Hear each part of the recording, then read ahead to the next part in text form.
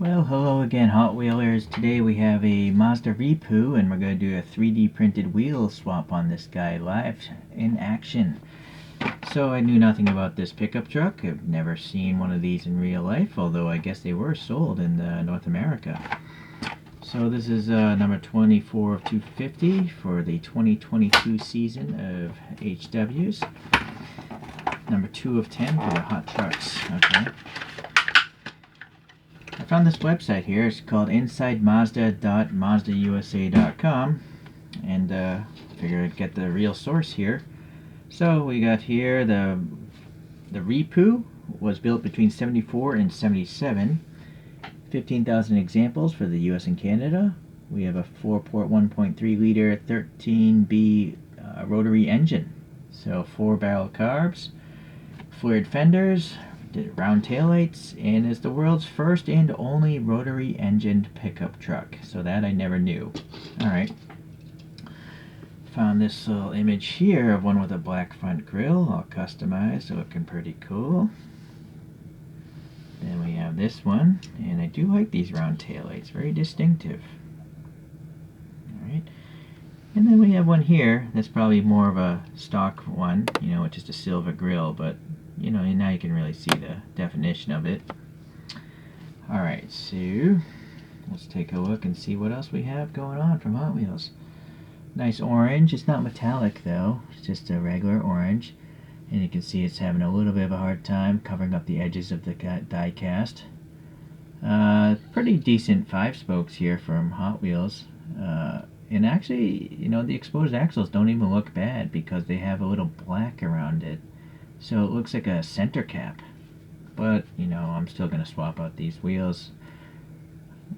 Anyways, the front end has got a little bit of that Hot Wheels texture printing. Not texture, well, like graphic printing, where they actually look like 3-dimensional headlights with the little shadows and refractions and stuff like that.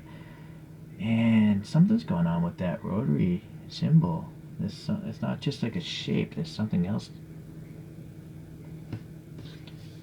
I feel like it's actually like a rotor, and then it's shaded or something like that. So it's not bad. Alright. A little bit of silver paint is missing from the surround of the grills, but for the price of a mainline Hot Wheels, one can't complain. It's nice that they added paint here for the turn signals. Unexpected. A little ribbing in here. Let me back out here. The door handle sticks out a little bit. It's not black or silver like I see in the photos, but which is kind of weird because they took the time to print on the side of this thing, but I guess they only chose to print it once with the black. So I guess it's okay again. Alright, so, but what is weird is, there is red here though. There's red on this protruding reflector. I don't know if there's orange on this one, being an orange car. It's hard to say.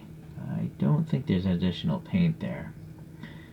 Okay, but what is nice is the taillights have the silver and red. This side is much better, much more centered. For some reason, this is even chipped off here. But the black stripe is running around the back, and then it says rotary power, just like that photograph shows. We got the little latches to hold the tailgate, and then the hinges as well. Inside the bed, just a plain bed. The black plastic is part of that interior. And unfortunately, there actually are side windows. I kind of wish they didn't have side windows so you could see the interior a little bit more. From what I can tell though, it's a really tiny steering wheel, 3 gauges on the top of the dash, so it's a modified pickup. Seat backs there, and then there's also now corrugation or ribbing here in the back of the bed there. None there though. And then the bottom here, 2016 original copyright, so I'm sure it's been out many times in the past. I would be a little curious if any of you Hot Wheels experts know why these... Oh, there must have been maybe a version with side pipes, maybe? Is that why there's a giant recess here and here? They have like a custom version with side pipes? That's the only thing I could guess. But this one just has the 2 exhaust tips coming out the back. That's press fit together like all Hot Wheels. Yeah, very nice. I guess we should probably look up the scale of this thing, right? I'm going to come back. I didn't actually look up that dimension. Alright, well, I found, it says here on the internet, there's 3 different wheelbase options with the 2nd generation Mazda Repu. So I'm going to try something a little different this time. I'm going to just measure this wheelbase in millimeters, multiply it by 64, and see if it comes close to any of those 3 published dimensions. So let's try to get this in the center of each axle. A little bit more maybe. Granted, it could be off here. There's axle play as well. But I'm getting around 43 millimeters. So 43 times 64 equals 2752 millimeters. So it is not. The very largest wheelbase I see is 2641 millimeters. So this is off quite a bit. Lengthwise, well, they're saying I have 2 dimensions for length, so let me try this one. 70.6, 70.7, 70.6.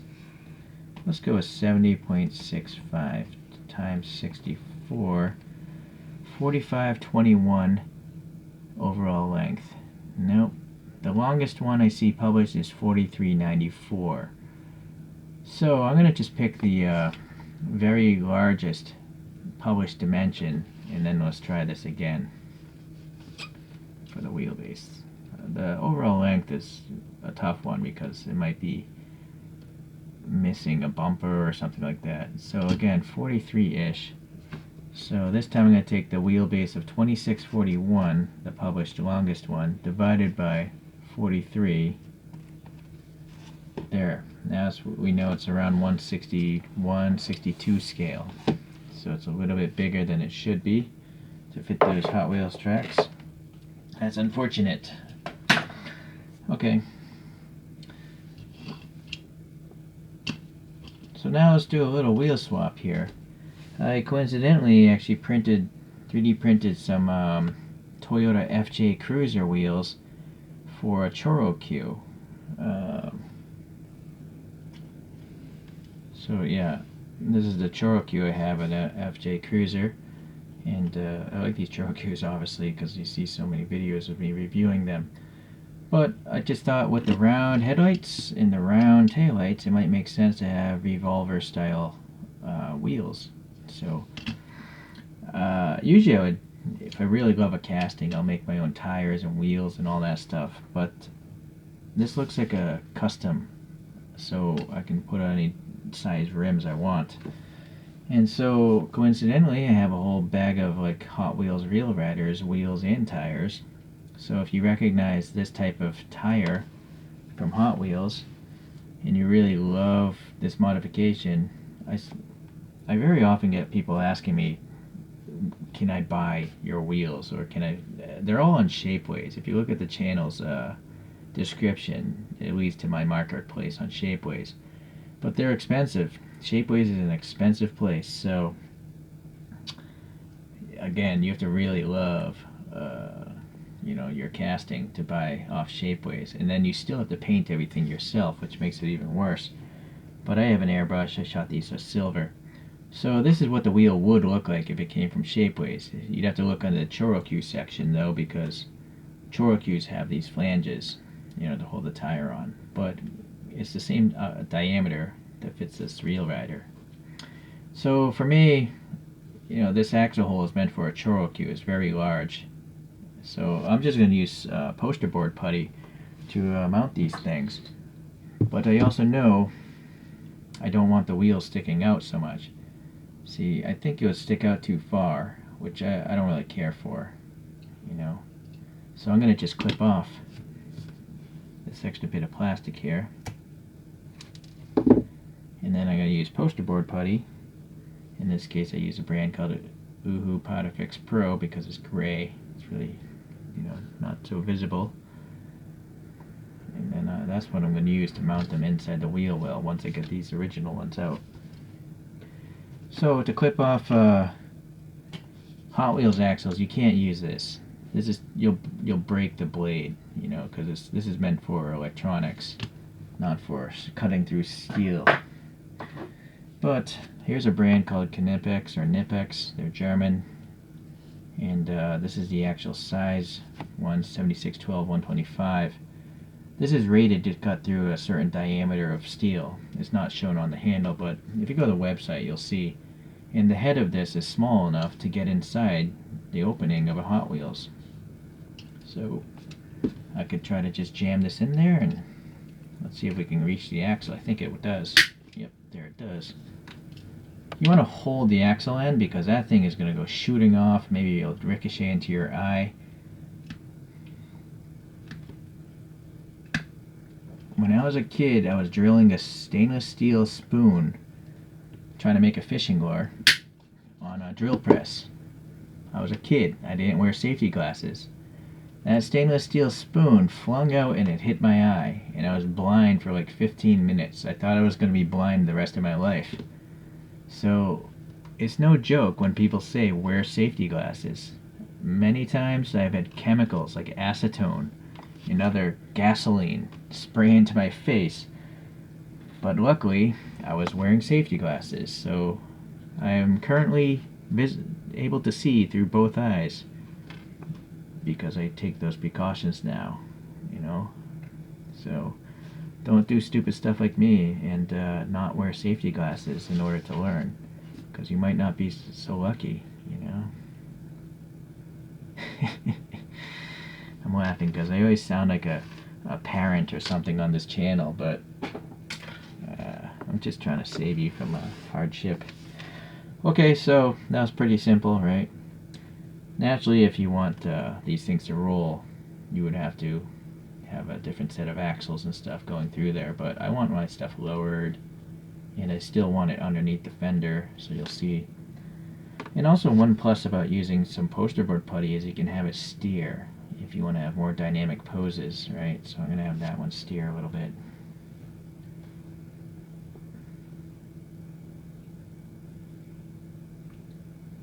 There's too much there. Oh, and also you can have camber, right? Get some JDM camber going. You can go extreme camber, ridiculous camber like that. That might be a little too crazy.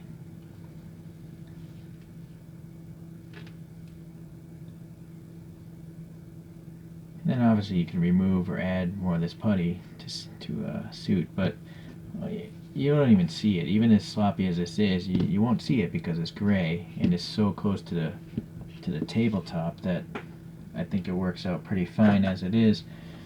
Alright. I guess it's time to get this thing spinning and compare it to a couple other trucks. Alright, so better angle here, and again I really like the posing you can do with the putty, so I'm just going to pull out a bunch of other inexpensive models here today because nothing's to scale here. First is a F-150 Lightning from Hot Wheels, 3D printed wheels on that one. Actually, I think all these are going to have 3D printed wheels. That's kind of why I buy these things for 3D printing projects. Let's see, we have the Studebaker Champ, and this one, it has the original wheels, but I printed hubcaps to put inside those wheels. So they're Studebaker hubcaps. One of my very early ones is this Chevy C10, and this just has wheels of my own design. And then for some reason this is a popular video review. It's the Land Cruiser from Hot Wheels, and I tried to make those wheels as realistic to the real truck as possible. And one last one will be from Majorette. This one says 171 scale on the bottom. It's a Chevy Silverado. I like that it has this satin red finish, and that one I repainted the interior to tan.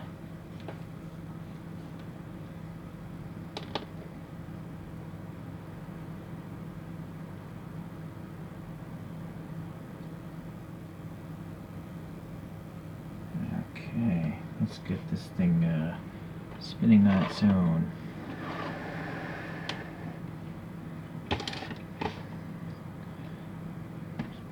grassy field here.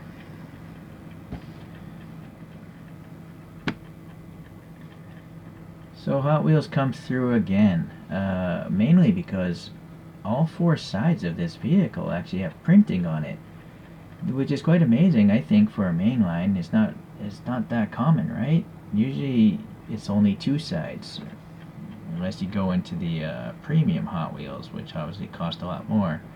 So I'm really happy to get this one. And also I learned something today about the Mazda Repu.